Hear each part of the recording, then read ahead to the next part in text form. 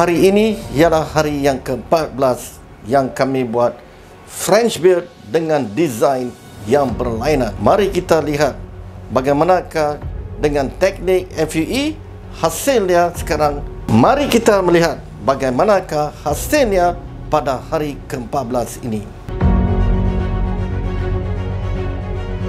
Hari ke-14, donor area, kawasan di mana kita keluarkan graf, telah sumber dengan cantik.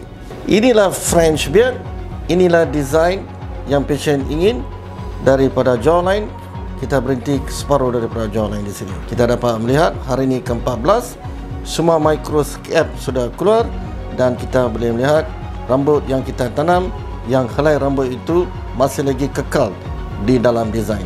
Inilah goatee sebelah kanan yang menyembuhkan misai yang sebelah kanan dengan janggut di sini.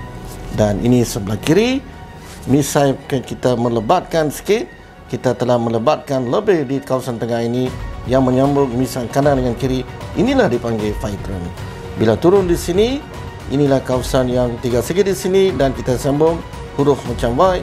Kita panggil ini Y area. Dan inilah janggut di mana kita melebatkan increase density, kepadatan lebih di kawasan sini. Jadi sekarang bila semua yang ni naik sekali, misai, goatee dengan janggut, inilah panggil French beard. Dan ini pasien ingin lebih, dia berlainan sikit daripada orang yang lain yang buat French beard.